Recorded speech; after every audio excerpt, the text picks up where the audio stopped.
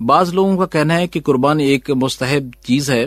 اور اس کا اس قدر اہتمام کرنا اور تلقین کرنا جو ہے درست نہیں ہے۔ برائے مہربانی اس کی قرآن و سنت کی روشنی میں وضاحت فرما دیں۔ دیکھیے، قربانی کے سنت ہونے اور واجب ہونے میں تو اختلاف ہے، لیکن اس بات میں اختلاف نہیں ہے کہ نبی اکرم صلی اللہ علیہ وسلم نے مدینہ منورہ میں 10 سال تک آپ مسلسل قربانی کرتے رہے، اور اس سے اندازہ کیا جا سکتا ہے کہ نبی اکرم صلی اللہ علیہ وسلم نے قربانی کا کس قدر اہتمام کیا ہے۔ بلکہ ایک موقع پر صحابہ اکرام کے ذہن میں یہ شعور تازہ کرنے کے لیے کہ قربانی کا مقصد کیا ہے، آپ نے پوچھا کہ ما ھذہ الاضاحی، بلکہ صحابہ اکرام نے یہ سوال کیا کہ اے اللہ کے رسول، یہ قربانیاں ہم کس لیے کرتے ہیں؟ تو نبی اکرم صلی اللہ علیہ وسلم نے فرمایا کہ سنت ابیکم، تمہارے باپ ابراہیم علیہ الصلوۃ والسلام کی سنت ہے یہ۔ تو نبی اکرم صلی اللہ علیہ وسلم نے اس حدیث کے اندر ابراہیم علیہ الصلوۃ والسلام کی اس سنت اور اس یادگار کا ذکر کیا جو کہ ابراہیم علیہ الصلوۃ والسلام نے اپنے بیٹے کی وہ عظیم قربانی کے لیے وہ تیار ہو گئے جس کا حکم اللہ تبارک و تعالی نے ان کو دیا، اور بیٹا بھی تیار ہو گئے، اور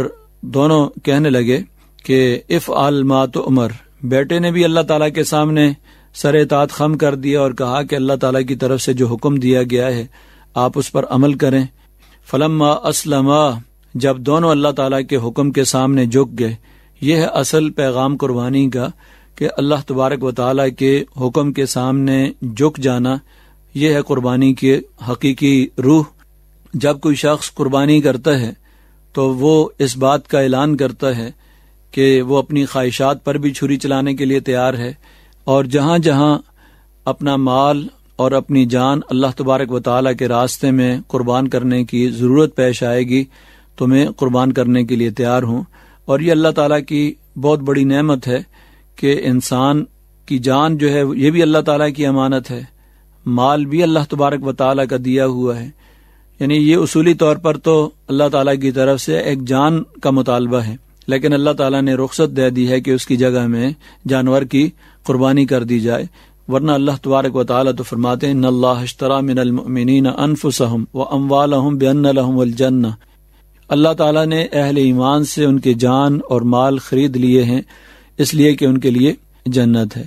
یہاں بہت بڑی بات کی گئی ہے اور اسلامی تعلیمات کا یہ نچوڑ ہے ایک طرح کا کہ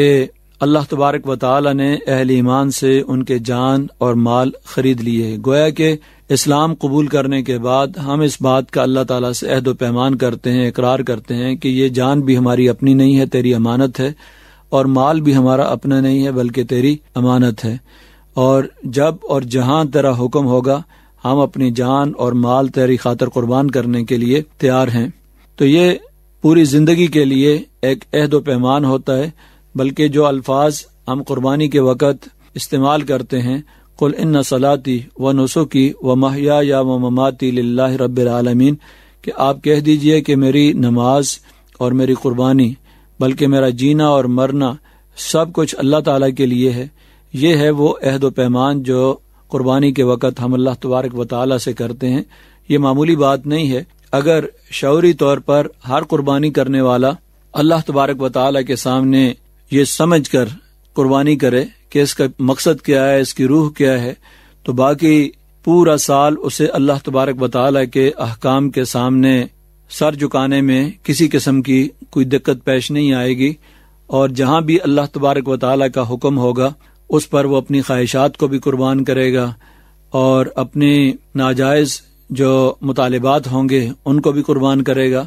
جہاں جان کی ضرورت ہوگی جان بھی پیش کرے گا، جہاں مال کی ضرورت ہوگی وہاں مال بھی پیش کرے گا۔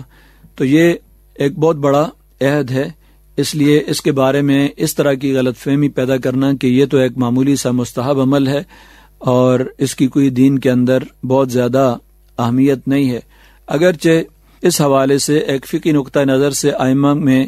یہ اختلاف ضرور ہے کہ بعض فقہاء اس کو سنت سمجھتے ہیں اور بعض واجب سمجھتے ہیں اس کو، لیکن دونوں کے نزدیک سنت بھی کوئی معمولی چیز نہیں ہے بلکہ سنت بھی بہت ہی اہمیت کی حامل ہوتی ہے، اور بالخصوص جس کام کو نبی اکرم صلی اللہ علیہ وسلم نے زندگی بھر کیا ہو، جب سے وہ واجب ہوا ہے، جب سے حکم آیا اس کے بعد آپ نے کبھی اس کو چھوڑا نہیں.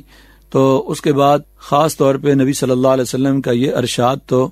بہت ہی سخت وعید ہے ان لوگوں کے لیے جن کے بارے میں آپ نے فرمایا کہ جو آدمی صاحب استطاعت ہے اور اس کے باوجود اس نے قربانی نہ کی ہو تو وہ عید والے دن عید کی نماز میں ہمارے قریب بھی نہ آئے. گویا کہ اس کا مسلمانوں کی اجتماعیت کے ساتھ کسی قسم کا کوئی تعلق نہیں ہے. یہ بہت بڑی بات ہے کہ امت مسلمہ کا ایک فرد ہونے کے ناطے اسے نبی صلی اللہ علیہ وسلم کی یہ سنت ہو یا واجب کے درجے میں ہو اس کو پورا کرنا چاہیے. اور اللہ کے رسول نے اس کے لیے یہ سخت وعید بھی سنائی ہے کہ ایک آدمی صاحب استطاعت بھی ہے, اللہ کے راستے میں قربانی کر بھی سکتا ہے اور اس کے باوجود جو ہے وہ اس کا اہتمام نہیں کرتا تو وہ اس کا بھی حقدار نہیں ہے کہ وہ مسلمانوں کی اجتماعیت کے اندر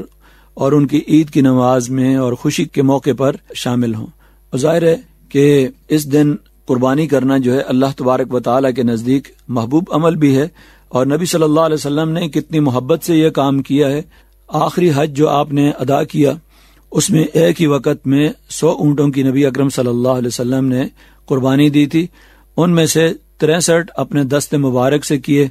اور باقیوں کے بارے میں حضرت علی رضی اللہ عنہ کو حکم دیا کہ آپ ان کی قربانی کریں. اگر یہ اتنا ہی معمولی کام ہوتا تو نبی اکرم صلی اللہ علیہ وسلم اس قدر اہتمام کے ساتھ یہ کام نہ کرتے. آپ نے مختلف اوقات میں قربانی دی ہے اور متعدد احادیث کے اندر اس بات کا ذکر ہے کہ آپ جو مینڈے ذبح کرتے تھے وہ سفید اور سیاہ رنگ کے ہوتے تھے, خوبصورت اور موٹے ہوتے تھے اور اپنی محبوب چیز کو قربان کرنے کا ایک درس بھی اس کے اندر موجود ہے کہ اللہ تعالیٰ کے راستے کے اندر ایسا جانور قربان کیا جائے جو پسندیدہ ہو اور جس میں کسی قسم کا کوئی عیب بھی نہ ہو.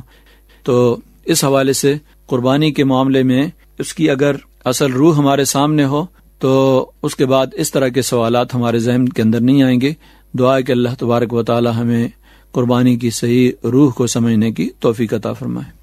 بہت بہت شکریہ ڈاکٹر حافظ حبیب الرحمان. آپ معروف عالم دین اور اسلامک انٹرنیشنل یونیورسٹی کے شعبہ قانون و شریعہ کے چیئرمین ہیں.